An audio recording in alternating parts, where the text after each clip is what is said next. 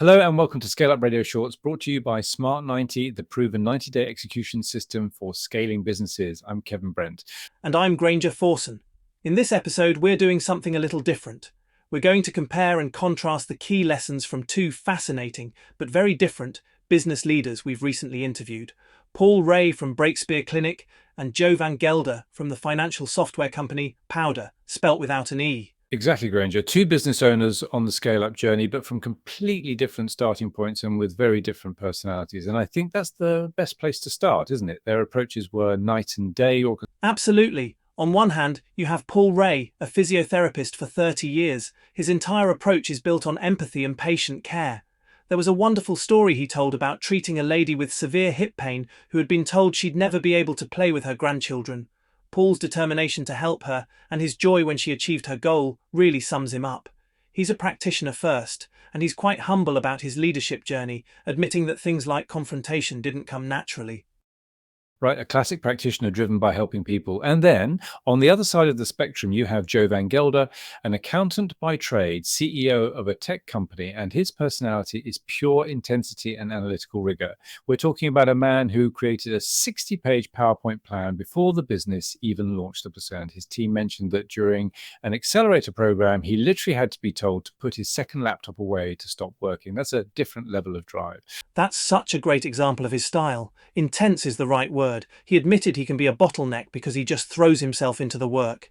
It's that deep analytical rigor versus Paul's deep empathy, and that difference really showed in how they transitioned from being practitioners to being business builders. It certainly did. Paul's transition was a slow burn. He bought the clinic gradually over 13 years, moving from spending 100% of his time treating patients to about 50%. It was a very steady, organic process. And it's not just about their personal style. It's about the DNA they imprint on their businesses from day one. Paul's clinic is an extension of his personal, empathetic approach. Joe's company, Powder, is a reflection of his analytical, systems-driven worldview. The founder's personality becomes the company's operating system, which has massive implications for how they scale. A 13-year transition, whereas Joe's was completely accelerated. He was so deep in client work that he needed external intervention from accelerators to literally tell him to stop, put his laptop away, and focus on being a strategic leader. He was forced to make that shift because of the speed of their growth. And that contrast in their journey is mirrored perfectly in how they approach building their teams and hiring. It's another area where their core personalities really shine through. Completely. Paul's philosophy is all about culture and character. He believes clinical skills, for the most part, can be taught. What he can't teach is a genuine passion for patient care. He hires for the right mindset and for people who share the clinic's core values. It's a very people-centric, values-driven approach to recruitment. Whereas Joe, coming from that highly structured analytical background, approached it from a systems perspective. He focused on implementing big business infrastructure early. He built clear, documented progression paths for his team, so everyone knew exactly what they needed to do to get to the next level. It was about creating a robust, scalable structure for people to operate within, which is classic for a fast growth tech business. So you have Paul building his team around shared values, and Joe building a system for his team to succeed within. Both are effective, but they start from completely different places, one from the heart, the other from the head.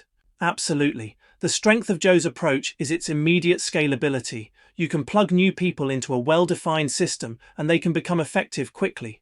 The potential weakness is that if that system isn't balanced with a strong culture, it can feel impersonal. People might join for the career path, but they'll stay for the values. Paul starts with the values, Joe starts with the path. Both need to meet in the middle eventually. And that brings us to the triggers for change, which were also starkly different. For Paul, the trigger was a crisis. His business partner had to leave suddenly for health reasons, and the clinic's income was halved almost overnight. Right, a reactive situation. Exactly. He was forced to upskill in marketing, sales, and leadership to survive. For Joe, the trigger wasn't a crisis, but an opportunity, rapid growth after securing funding. He had to pivot his entire business model from being reputation and referral based to a product-led sales model to keep up. It's the classic scaling challenge. How do you maintain the heart that got you started while implementing the head you need to grow? And Paul is learning to build systems while Joe is learning the importance of the softer cultural elements as the team expand. There's a journey towards the same destination from opposite ends of the map. That's a key point. Both were forced to change their client acquisition models. They both started out heavily reliant on word of mouth and personal reputation. Paul said about 70% of his clients came from referrals initially. And Joe was the same. His consultancy work was built entirely on his reputation in banking, but you can't scale a business on that alone. Paul had to dive into the world of active digital marketing, social media, newsletters, and particularly Google ads, which he found most effective. And Joe had to professionalize it. He hired in-house marketing expertise and brought in an agency to drive sales. And what's working for him now is fascinating. It's speaking at accelerators and accountancy shows. It's a modern take on building reputation, but in a much more scalable way. It allows people to see that he really knows what he's talking about. And what a leap that must have been for someone like Paul, whose entire career was built on tangible, hands-on treatment and personal trust. The world of digital marketing can feel abstract and even a bit inauthentic at first. To see him not only embrace it, but find what works for his specific audience, that shows a real willingness to evolve as a leader. It's a move from practitioner to marketer. It shows that no matter your industry, you eventually have to build a systematic way to attract clients. And that often requires looking outside the business for help, which is another parallel between them. For Paul, working with a business coach was a huge light bulb moment. Yes, and that external help was crucial for getting control of the fundamentals. For Paul, his coach pushed him to address the financials. He moved from clunky spreadsheets to zero, which he said was a fundamental step. For the first time, he had up-to-the-minute financial data, which gave him a real sense of control over the business's health. And that same theme of financial control played out with Joe, but on a much more complex scale. It's fascinating because as an accountant, you'd assume this would be his strongest area. Yet he admitted to panicking and having sleepless nights after his funding round. He was so busy building the business that he failed to update his own financial model to reflect their new reality. It really highlights the different challenges. Paul needed to get the basic systems in place to get visibility. Joe, on the other hand, was dealing with the much more complex challenge of modeling for a high-growth, venture-funded tech business. He had the skills, but he got caught in the classic trap of working in the business instead of on it. He lost visibility of his cash flow, and for an accountant, that must have been terrifying. Absolutely. It's a powerful lesson that even experts can get overwhelmed by the operational pressures of scale. As soon as he locked himself away, updated the model, and regained that visibility, the panic subsided. It just proves that no matter the size or type of business, that feeling of control is non-negotiable. It's the classic cobbler's children have no shoes syndrome. You're so busy providing your expertise to clients that you forget to apply it to your own business. Joe's experience is a powerful reminder that growth itself creates new, more complex problems. The financial model that works for a 5-person consultancy is completely inadequate for a 30-person venture-backed tech company. He had to level up his own systems just to keep pace with the success he was creating.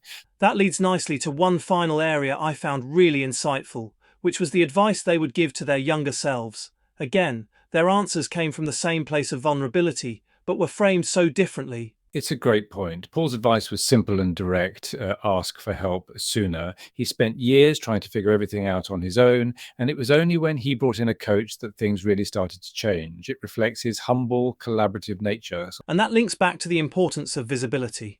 Whether it's Paul getting his data from zero or Joe rebuilding his complex financial model, the goal is the same, to get a clear, honest picture of reality. Without that, you're flying blind. And that's where the panic and sleepless nights come from. Control comes from clarity. And Joe's advice was a variation on the same theme, but it came from a place of intense pressure. He said he would tell his younger self to be more open about what I'm going through. He carried the weight of the business so heavily on his own shoulders, feeling he had to have all the answers. It's that classic founder pressure, but it shows the internal struggle that often comes with that intense drive. Two sides of the same coin, really. One is about seeking external knowledge. The other is about sharing the internal burden. Both are about realizing you don't have to do it all alone. It's a universal lesson for any business leader. It's so telling, isn't it? That intense drive and sense of responsibility that made him successful is also what isolated him. For high performers like Joe, admitting they're struggling can feel like a failure. But in reality, that vulnerability is a sign of mature leadership. It's what allows you to build a resilient team around you instead of trying to carry everything yourself. A perfect way to put it. So, whether it's a high-tech software company or a local physiotherapy clinic, the fundamental lessons are there. It's about understanding your own personality, building systems for control, and knowing when to ask for help. And it's arguably the most critical lesson in the scale-up journey. You start as a founder who does everything, but to scale, you have to become a leader who empowers others. That transition requires letting go, trusting your team, and being open about the challenges. Paul learned he needed external expertise, and Joe learned he needed to share the internal burden. It's a complete picture of leadership development. And for our listeners, these are just the highlights from 2 fantastic conversations packed with more detail and valuable insights. You can hear the full interviews by searching for ScaleUp Radio on your favorite podcast platform. Make sure to follow us so you don't miss future episodes. And to find out more about the 90-day execution system we mentioned at the start, you can visit smart90.co.uk. And a final note from me, if you'd like to stay focused and actually deliver on your plans each week, why don't you try our new AI accountability tool, Smart90 Lite. It's free while we're testing it. Just email me, kevin@biz-smart.co.uk, and I'll send you a link. Thanks for listening.